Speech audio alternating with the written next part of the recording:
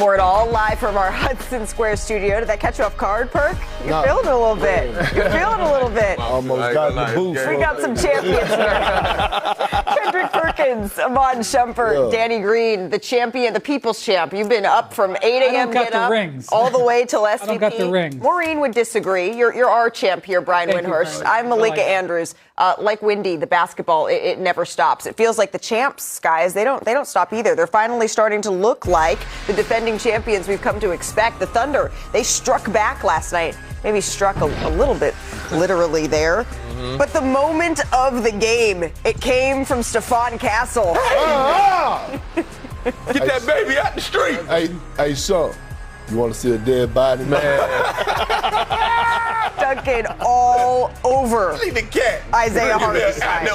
We're going to have much more on that. Including Wemby's reaction later in the show. But meanwhile, SGA, he looked more like himself in the first half compared to game one here, Perk. He racked up 15 points, 6 of 11 shooting. He carried the Thunder here. But this was an important moment. Jalen Williams headed back to the locker room with hamstring tightness. He did not return to the game. Shams is here with more in just a little bit. But in the third quarter, the Spurs down 3. Wembanyama drives Brian, misses the basket, gets his own rebound. So nasty. He knew he was going to miss. He chased it right away. And by the way, he became the first player since Kareem to average 30 and 20 over a 2-game stretch. Did that with that edit. You like that? I like that. And he's taller than Kareem there, too. Dylan Harper, he comes down from this play a little awkwardly, right? Bad news bears. One more look. Bummer. Yeah, he would leave the game with a leg injury, and he didn't return. Life, though, with Wemby on the bench, that's when OKC was able to do their damage. Here. Damn. And close that door. Loses the rookie Carter Bryant. Close that door. Come on. Wow. And then the next Thunder possession, SGA dishes to Chet. Y'all were asking for more. Here we go, Chet. SGA like that. There you go. So this has been the story, right? The Thunder shot 63% in the non-Wemby minutes, 44% when he was on the floor. That's so huge. to the final frame we go. SGA drives. Little floater high over Victor Wembanyama. That's his bag, Perk. Yeah, it is his bag. But look, they did a great job, but I love this play right here where they able to clear out the side, get that isolation. Yeah, Jared McCain was calling for the ball. Calm down a little bit. Stuck his foot in the ground like a Texas running back. There you go. So the Thunder even up the series. Here's Shea after the game. Waking up this morning, we were probably more desperate than they were. Like just naturally, because we had to get this game or else we go on the road down 0-2. Every team has their identity, and when they impose their identity more than the other team does, they usually win, no matter what level or what stakes are in the game. And tonight we just did a better job of that than we did in the first game, and that's probably why we came out on top. Tonight wasn't good enough to win the series, and we know that. So we'll take the W, but we got to keep getting better.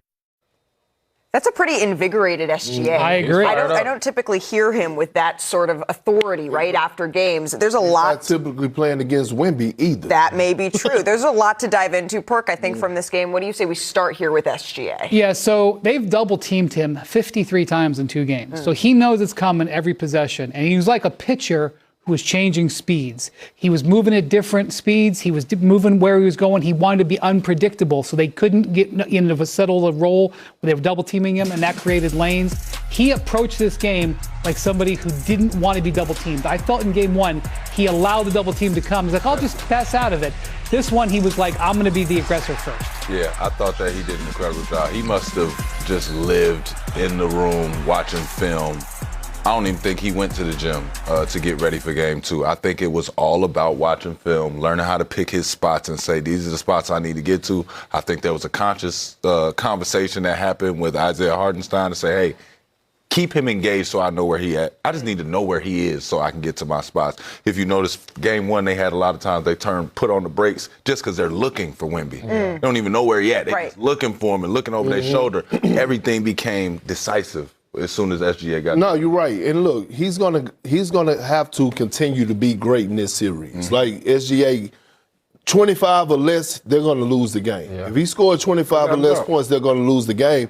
But I gotta show some love to the big fella. Yeah. I heard you earlier today saying it was the best best game he's had in his postseason career, Isaiah Hartenstein. Come on now. The man was in the trenches mixing it up. And I know they got a lot of mad San Antonio Spurs fans out there in their feelings because he was touching up Wemby. But what you thought he was going to do? It was a must-win situation. And when you in the trenches, you go tangle up offensively and defensively. Yeah. I thought he did an outstanding job of holding Wemby up and letting Shea be able to operate, keeping the body on him. And he did the perk screen. I have to hold myself. Not the guard side, the perk screen. The perk screen. Oh, yeah. I have to hold myself accountable. Because a couple days ago, we talked about the two wing defenders with the rings over here said, go big on Wemby. And I said, I think the Thunder wings can hold it down. Yeah. Mark Daigneault, who's also got a ring, agreed with these two guys and went with the big man. And Hartenstein's impact on this game was enormous on Wembanyama. Look, you're never going to beat him going the same way. They're going to probably go back. But Wembanyama in game one was dominating in the paint. He had 13 baskets in the paint in game one. This is how you get to 41 points. All this drives against those wings because that's what they did. They were just trying to body him. Then last night, with Chet Holmgren and Isaiah Hartenstein as the primary defenders, he couldn't get in there. Look at how much fewer. Look, not just the makes. Okay, obviously the makes are different. Look at the attempts. Right. How many fewer interior attempts? And with the injuries to the perimeter players, he's going to need to do this even more. And they're going to, I think, stick with Chet and Isaiah on him. Yeah, I mean, again, we spoke about it the other day. You were like, Chet's got to take the challenge. I don't want to see Isaiah Hartenstein. I said, there's got to be a mix. They did some guards, they did some bigs, but Isaiah was huge on the impact. And mainly, not just by keeping him away from the basket, but his offensive rebound. You guys can play the clip of how active he was on the glass. Him giving him second opportunities. He had 8 offensive rebounds. Man. Obviously, he's shooting that floater from the free throw line, from behind the basket. But this is where he impacted the game the most. Because when Wemby goes to help, you got a free lane to not only cut for dunks, but to get your team a second opportunity. He just kept the ball alive by getting on the glass. As you see, roaming around. Wemby's off the floor right now, but these are opportunities for these guys to get another chance at on goal. Setting screens, rolling hard, giving Wemby body, boxing him out. Look, now Wemby can't catch the ball because he's being physical with him. Again, same thing right here. Gets into his body, spins off of him, giving him a little touch physical, push him into the basket. Engage. Another opportunity, gets fouled, screams in the crowd, gets the crowd into it. Game one, the crowd wasn't into it because Wemby took the crowd out of it. But this guy brought the energy, brought the juice, and gave him second opportunities on the glass. But yeah, that's what I like about it. They made him have to be part of the primary action. So it's like, okay, cool, you can go over there to help. But every time you go over there to help or do something, we're going to you're now the mistake. So now Wemby gets to go back and he has to make his adjustment personally to say, hey, this is what they're doing to me to keep me away from the game. How can I still do my thing and get mine, but be there for my teammates without making an error? Because that's what they're doing now. You do that, you run over there, chase behind that, we're going to duck that in. Now, as soon as you get out of that action, the rebound might not come to Isaiah this time, but you damn sure about to be 15, 16 feet away from the rim now. Well, look, SGA, Isaiah Hartenstein get all the praise in the world, rightfully so, but we damn sure not about to start this discussion without mentioning Alex Caruso. Oh, yeah. Okay, Alex Caruso, he's been the second best player on the Oklahoma City Thunder in these conference finals. And the way he's been producing on both ends of the floor, he's knocking down three-point shots. But when you talk about being a game changer, when you talk about coming in and stepping in the big moments, like he's already, to me, just from watching him in this series and in this postseason, he's top 5 role players of all time. Come on. I'm putting, real talk, I'm putting him up there with Robert Horry, Derek Fisher, there you go. Danny Green. Okay. Like, you got, in order to make that top 5, you got to have multiple rings. Yeah. He has 2 championships. On the Lakers, he was a huge X factor. And it just brings me back to the moment of last year in the semifinals against Jokic in Game 7. How he's just a Swiss Army knife. This man will cut you everywhere but loose. So I'm looking forward, right? We don't know the status of J-Dub, but can Alex Caruso bring 24 points per game that he's averaging at the crib? can he bring that on the road? Mm-hmm. Well, we don't, but I know someone who may. We were talking about the physicality of these games, and there have been casualties to that, as you mentioned. Mm-hmm. J-Dub is one of them, also Dylan Harper. So let's turn to our senior insider, Shams Charania. We saw both of those guys leave this game early here, Shams. What do we know about both Dylan Harper and J-Dub's status here for Game 3 and beyond? Malika, I'm told Jalen Williams underwent MRI late Wednesday night after the injury took place, and doctors are evaluating the imaging on that MRI today. His status for Game 3 is up in the air. The evaluation is ongoing here today, but clearly his status will be up in the air because there's this is now 2 hamstring injuries in less than 1 month in that same left hamstring. And remember, during the course of the regular season, he also missed extended time with a right hamstring strain. So both hamstrings have been implicated at different points so far this season. On the other side with the San Antonio Spurs, Dylan Harper underwent an MRI on his right hamstring earlier today. The Spurs are awaiting word on the diagnosis from that MRI. He played 25 minutes in Game 2 before the injury. He started in Game 1, but we'll know soon here, potentially before the end of this show, on both J-Dub and Dylan Harper. All right, and Shams, we will continue to check in with you as these 2 injuries become a little bit more crystallized and we understand what their diagnosis could be and how long they could miss. Appreciate the insight here. Coming up, though, let's get to the East, because if you missed Kenny Atkins, you know when you're a kid, Perk, and you're like around an open flame and your parents say, be careful, you don't want to get singed. Brunson burner? I mean, he went straight at the beard here in Game 1. He got torched. I'm adding that to my vocabulary. Keep going, Malik. Well, this is the definition right here, what Jalen Brunson was doing in the 4th quarter. Just attacking. Cooked is what you're looking take back that he played decent defense. I'm sorry, Dan. 2 minutes later here. It was the effort. He just died on too many things. He slide, and then he would just die on the next move. It's got to be a conscious effort to stay on somebody's shoulder at the end. Well, this is right here, the next possession again. Brunson isolates Harden. Take a listen to what James had to say about guarding Jalen Brunson. I mean, he made some tough ones. But obviously we all know he's a great one-on-one player, and I think anybody on an island, it's going to be difficult. So we got to do a better job of making sure he sees bodies. On the other end, they do a good job of supporting him and helping him when he's on the island. So he made some tough ones, but we got to do a better job as a team, just because it's not a one-man job. I agree, James. We all got to do a better job. We can't just let him go one-on-one on the island. I like that you say we. Like you're out there. We agree. Like you're out there as part of the Cavs defense. No, we. Kenny Atkinson don't agree, but we agree. It's he. By the way, Amon, these aren't replays. This is the same thing over and over again here. Here's Kenny Atkinson yesterday. One thing about James, I'll just defend him. He's a good isolation defender. Always has been. He's super smart. I said it last night. He's got great hands. The 4th quarter, they were in the 1st percentile shot quality. See, we have data you guys don't have. 1st percentile. So our process was right. They made some tough shots. We actually have some of that data. Let's go inside the game. It's powered by ASW. So Kenny Atkinson said the Knicks made tough shots in the 4th quarter on Tuesday night. He is right? According to Inside the Game, powered by AWS, New York shot nearly 19 percentage points above expected in the 4th quarter. It's the 3rd highest differential in any 4th quarter all season long. Forget that. I appreciate him defending James, but I don't think he's one of your better ISO defenders and always has been. You got to send help. And that's not those 1 percentile shots for Jalen Brunson. Like, he's good at making tough shots. Obviously, he was getting really good at it, and he looked like he was in the 90 percentile. Like, he was shooting 90% from the floor while James was guarding him. Yeah. So you got to change the matchup. Regardless if you think they're 1 percentile or not, you got to change your coverages and throw something different at them. Yeah, James, I love you, dog. I have known James to be a good post defender. You can leave him in the post. He doesn't need a double in the post because he's actually stronger than he gets credit for because he sells a lot of calls.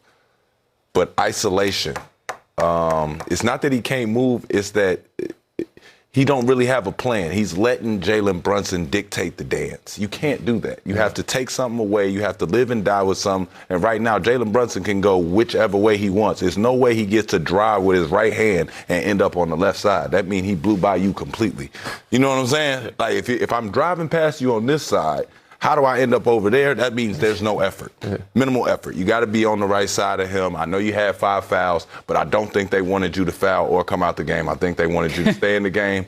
You can play a lot tougher defense. I ain't going to lie to you. 3-time NBA champion, 1-time NBA champion, 1-time NBA champion. We know what elite defense look like. Oh, yeah. We know what one-on-one defense look like. Oh, yeah. We know what effort look like. So Kenny can have all the data, whatever he want. My 2 eyes told me I saw something different in 4K. And what I saw not only James Harden being a liability on his one-on-one defense, I saw James Harden making bonehead mistakes throughout the course of that game in the fourth quarter. Giving up that 3-point shot to Mikal Bridges strong corner. in the strong we keep talking about it. Was crucial. What are you in? This is not a trap. Is he in drop coverage? And then look at this blow by. No second effort whatsoever. Okay, cool. Here we are. He's containing. Okay, he gets out of the trap. What are you at right now? Your man is in the corner. You're in no man's land. Yep. This is a rule in every locker room. Never to give up a strong side corner 3. They cut the game to 3. Here we are again. The film don't lie. What are we in? Is it a drop coverage? Because it's damn sure not a trap. Okay, no communication on the back side. Contest. You know why though? Gotta contest. You gotta contest, but it's no communication because guess what? Kenny, who's protecting James, he didn't want to use none of his timeouts to say, hey, you know what? Let's do this, or let's huddle up and see what kind of defensive adjustments say it like we it can should make. be. Call the timeout, Kenny, and curse him out. Yeah, that's what it is. But then on the flip side, he has to stop this. This protecting James Harden. James Harden has looked horrible in Game 6 of last series, Game 7, and Game 1. Oh no, he has. It was horrible. 7 was horrible. He didn't bite him in the ass though. It was all about Donovan Mitchell and Evan Mobley and Jared Allen. But he didn't turn it over. Okay, that's cool. Okay, but what I'm saying is at this point, you got to be careful because when you go out on a limb too much to protect one individual, you might lose the rest of your locker room. You ain't lying. Like, at this point, you're starting to throw guys under the bus. Oh, our backside and our hip side need to be better. Do you realize the Knicks spread the floor? They got Karl Anthony Towns. So Mobley is on the perimeter. Without a doubt. Like, Kenny, stop lying, bro. Stop lying to us. You're telling nothing but lies, and the truth ain't nowhere near you. Well, I'm dressed like a lawyer, so I'm going to tell you that what he's doing is he's doing what a defense attorney does, which is says stuff that's accurate but not true. He's calling for less defense attorney and more defense, period. Right. So the things that he is saying are accurate. Like, for example, he said that our help defense... Stretching the truth. The help defense could have been better. That's true. That they really lost the game on offense. That's true. But the way that he can help him the most is by coming up with something tonight that doesn't put him in that position again. Yeah. They have to be better. Sitting him down? No, we'll see. Traps, hedge. He can't sit him. But that's the only way to hide him. He can't sit him. You can't help him no other way. James, you got to help yourself. It ain't no help. It ain't no help. I see people saying this. I got to tell you, sitting Harden is off the table. They need him on offense. That's the only way to help him, though. The only help you're going to have is you're going to have your right foot and your left foot slash. That's it. I can't help you. Wendy reported a couple of days ago, they basically got a verbal agreement for a contract extension. You know what I mean? They can't sit them. It don't matter. We got another hour and a half to decipher what could look different for the Cavaliers tonight. But Häagen-Dazs. Well, the Thunder, they still have that championship belt. And, you know, they went a little WWE yesterday with Wemby in Game 2. Like the wrestler we brought in here, right? Well, yeah, the Danhausen, there the you go. that he brought us. 1-point game here. I didn't like the tea. Neither did I. A little physical here. They're making it tough on him. Okay, Chet. This is what you were asking for. We're asking for it. There you go. You wanted to see more. And then once again, just keeping it out of Victor's hands. This is what you guys have taught me as players about how accumulated contact matters. It frustrates you. After a while, you want to react to it. You always want to touch him up. You always want to touch him up. No free runs. No head starts, none of that. And it made all the difference here in game 2. You want people to say that you was fouling. Hell yeah, I was fouling. Yeah, I fouled him. I hit him. Ref didn't call it, and we gonna keep playing like that. Playing like that, maybe pulling a little hair like that at times. Oh, man. Because he still gets stuff done. Here's Victor Wembanyama after the game. Victor, what would you say is the most frustrating thing about tonight's loss? I would say it's spending so much energy on catching back up to the score and then let it go away. When you don't have him, when you don't have Dylan, what do you try to do to keep things organized, controlled, settled down? We didn't do a great job at it today, but we need some poise for sure. Taking care of the ball, helping the main ball handlers, and being aggressive just like we were in the third quarter. All right, Brian, so how do you think Victor is going to respond here as the series shifts back to San Antonio? Well, he needs some help.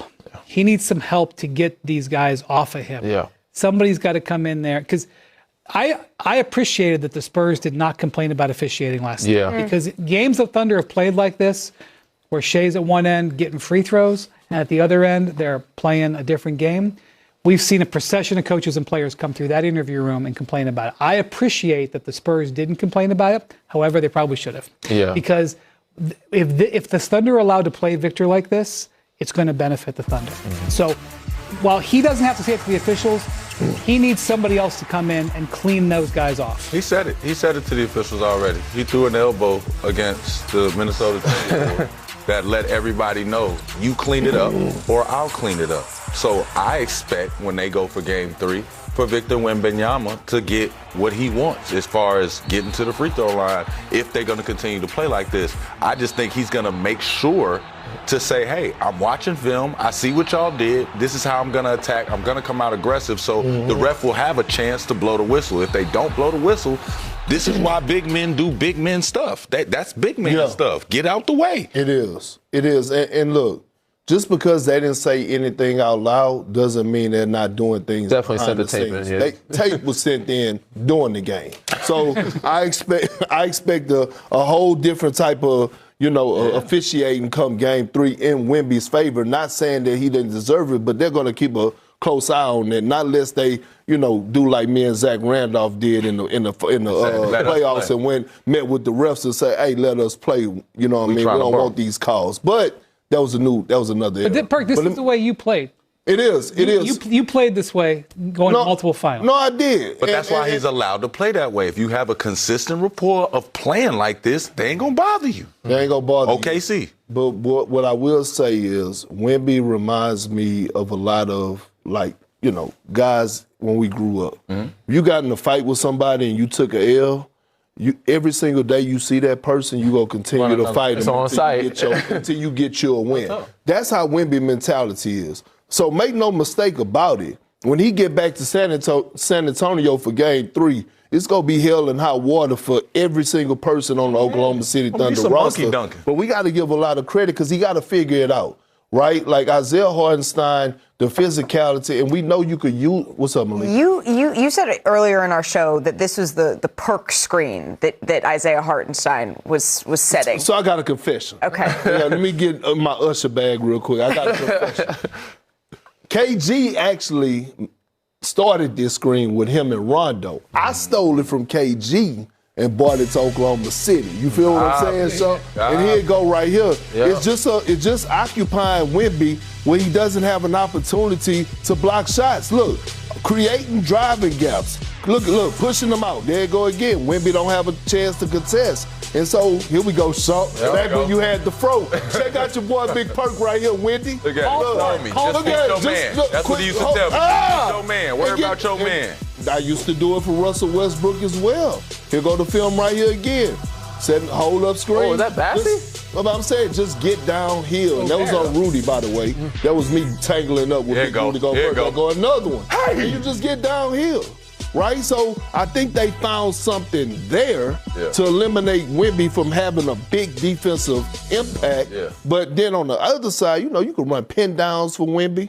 You could put him on the ball and run screen and roll. There's all type of stuff. That's the best thing about Wemby. He's able to go from blocking a shot to leading the break to doing. They took his transition away. So they actually put the hole in his game where it's like his motor is what makes him so good. Yeah. He could be there for a block shot, stunt and recover for somebody else, or three. It's like everything he does on one possession. And it's like Hartenstein said, no, one action, forearm. That's it. One action. I'm going to hold your hand. Right. But it's not just help. You're saying that he's going to need some help. If this is going to be the way that the Thunder are going to defend him, he's going to need assistance. And part of that is personnel, right? Yeah. Turnovers have been an issue for the Spurs. And against the Oklahoma City Thunder, that's something that is going to continue to be a problem, particularly if they don't have De'Aaron Fox. Mitch Johnson, the head coach of the Spurs, he talked about this. Take a listen. You know, obviously this team is as good as anybody at turning you over. So when you're down some of your primary creators and initiators, it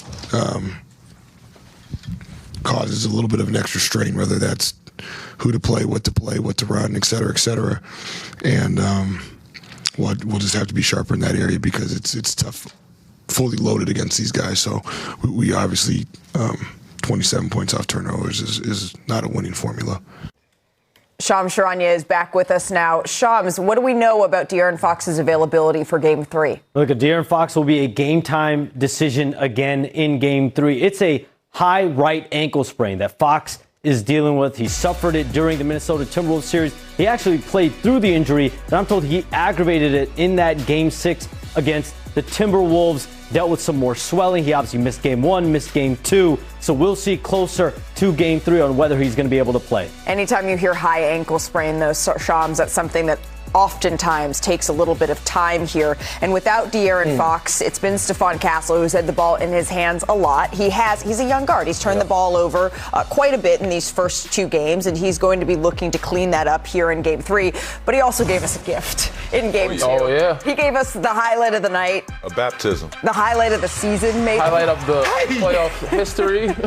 History of the playoffs. Just gotta keep that boy off that rim. On Isaiah Hartenstein. You got to make a business decision if somebody gets to that launch pad. You better believe they're going to move out the way next time. It's one thing to get a poster in transition. It's another to get it in the half-court set from the dot. Well, Danny, you texted us that this was the nastiest you've ever seen from a guard. Yes. So that inspired our producers. In the history of the playoffs. This is what our friends have dubbed the greatest playoff posters of all time.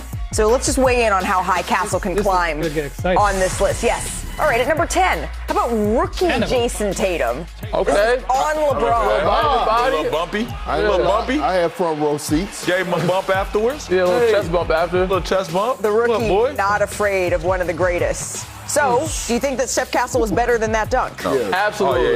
Yeah. Okay, all right. Absolutely. So we're taking Steph Castle. How about LeBron James? No regard. No regard for human life. That was nasty too. That's what Doc gets for taking me out the game.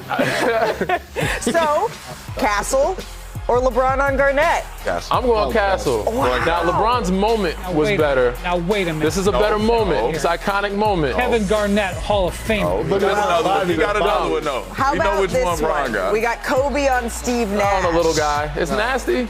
Hung on the rim. Kobe on Steve Nash, taking a charge, went so very wrong. Because of how hard he dunked this ball, I'm going to give it to Steph. I'm going to Steph. Wow, we're still riding with Steph Castle. All right, how about this one? MJ on Patrick. Oh, this one. I remember that was iconic. This is iconic.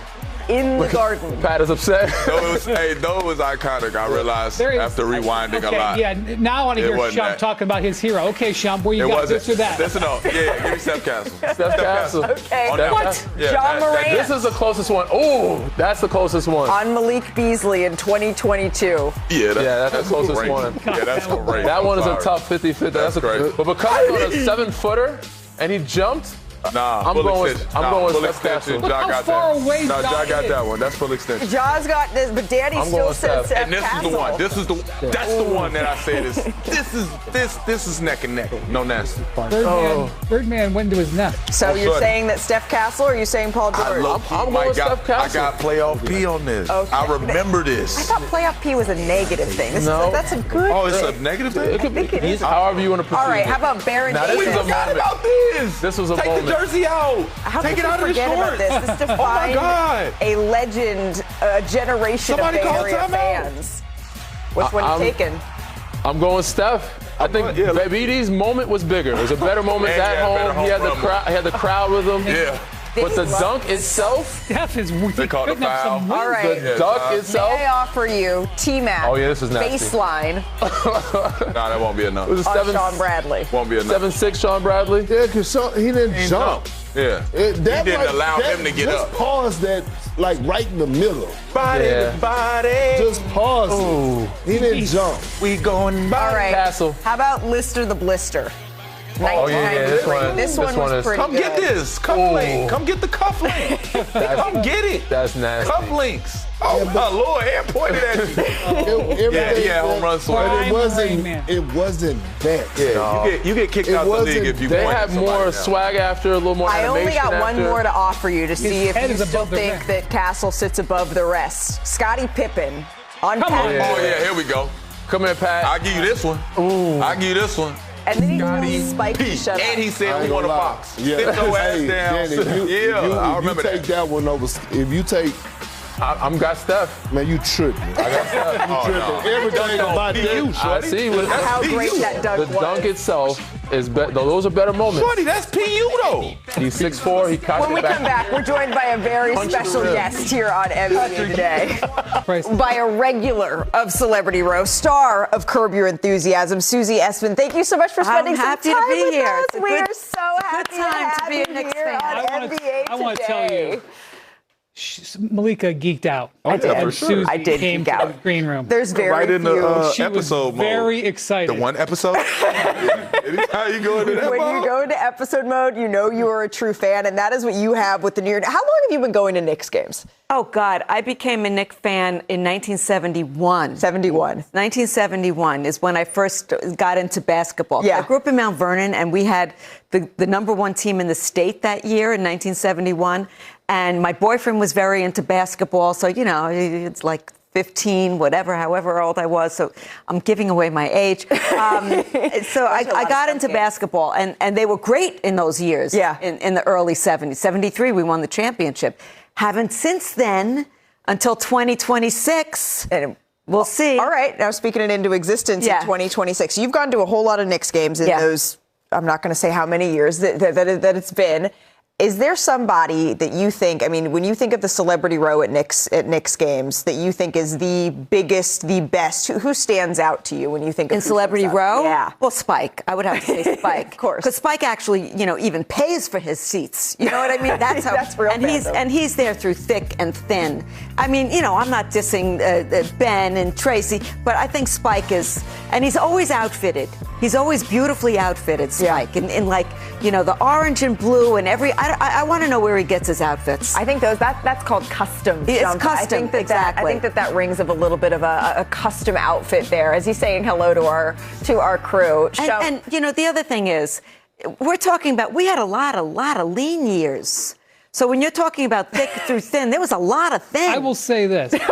First off, she calls Timothy Chalamet, she calls him Timmy. Yes. So that's one thing. Secondly, you were an iconic character on a show that ran for 20 plus years. Yes. Okay? Thank you. And yet, when you walk the streets of New York, do they come up and say Susie Green? No, they say Knicks. They ask you about the Knicks. Yeah, well, lately, walking through the streets of New York, I'm getting a lot of like, Susie, Knicks in 6. You know, a lot of Knicks love.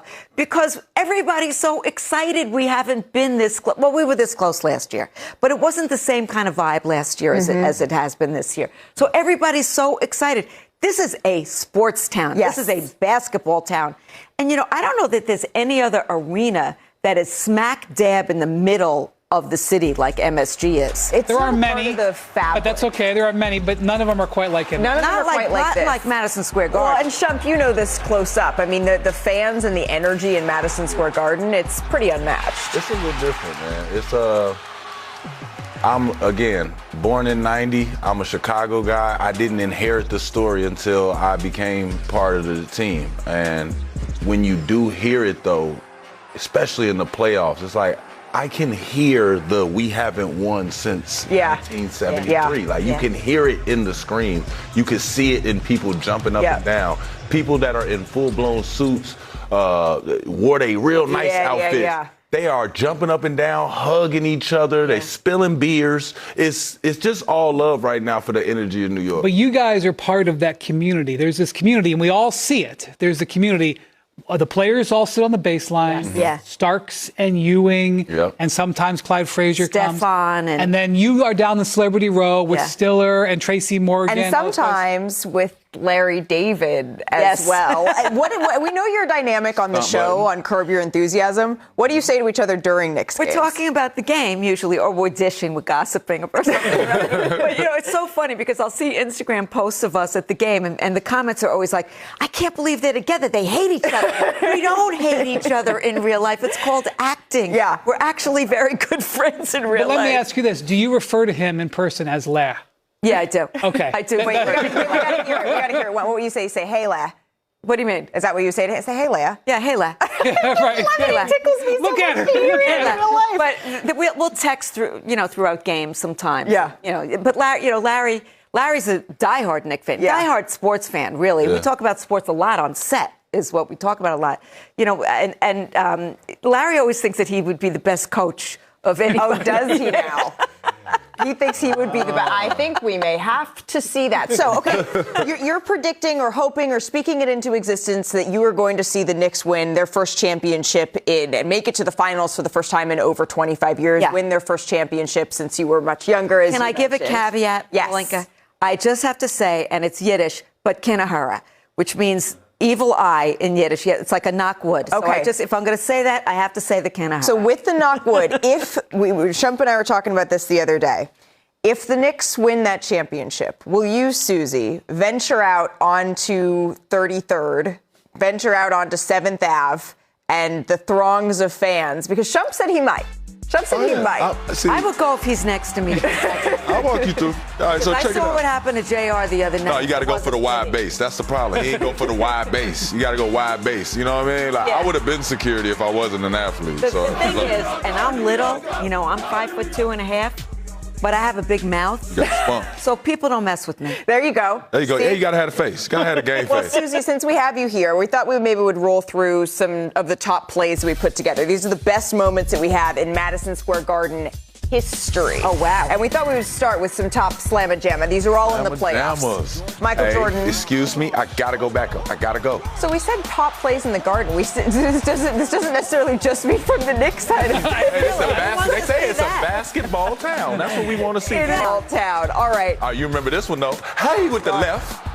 Come get it with the left. That's my boy. That's my boy there, He's a dog. great guy. That's my boy. That's another, I do love being there and hanging out with all the players. See, Susie's never going to want to come back again when we have a whole section just for top pain. They bogus. They bogus for playing this. I ain't gonna lie, they bogus for playing this. This is crazy. 8.9 seconds. We're not going to show you the free throws, but he hurt us. So did Halliburton. Yeah. You with this game, Susie? Oh my Lord. Which one was this? This was the Halliburton, the bounce. You were at this game? Oh, I can't believe. What are our producers doing? All right. We had good moments there. How about some top clutch moments? Man. This is Larry Johnson. Oh, Larry. LJ's my favorite. Yeah? I love LJ. I mean, a 4-point play. What a doll. Giving it back to the Pacers. Put them in that Nelson, shorty. Were you at this one? Trae Young driving, and this is the game-winning floater. Oh, this was back when there was still not a lot of fans in after COVID, but there's been a lot of villains that have come through the Garden here. And New York will make you a villain. That is true. But this is why I love sports, because you could be a villain and you could hate and love and nobody gets hurt. It's because she played a quasi-villain. Of course she likes the villain. Exactly. But again, nobody gets hurt. You could scream and yell and you go home and everybody's still alive and happy. Sometimes people get hurt. Every once in a while. All right, so we know that the Knicks, you were a little bit, you know that the Pistons had their number at some points, but you were saying you're hoping that maybe this goes to 5 because you'll pull up Game 5 in the Garden. That's what it's going to be? No, I would rather sweep. I don't want to be selfish here. I would rather sweep. But your schedule. But my schedule, I'd rather go to Game 5. But 2 sweeps in a row, I mean, has that ever happened? Well, it has. Just not for the Knicks. No, but I mean, in a playoff series, it's happened. Believe it or not, it's happened. This is definitely a Knicks fan. I just want to give you a little perspective. Yes. Because I had to play for both organizations. It's hard to win at home. I mean, on the road. Yeah. No matter what. Is this some news you're giving me? I'm just saying it might be a game 5. I just don't expect. I don't expect he's that. saying don't make plans. I'm saying keep your schedule open to be at game 5 at the Garden. It's usually. I plan on 7 if I have I'm expecting black eyes for everybody coming into game 5. I'm expecting this to be brutal. You two will be next to each other courtside. Brian and I will have the binoculars going, hey guys down there. Because we're that kind of. Oh, we're that kind of people. Susie, you are the best. Thank you so much for joining us. You have an open seat on NBA Today. And if you haven't somehow seen every episode of Curb Your Enthusiasm, it's pretty good. Especially the Shaq episode.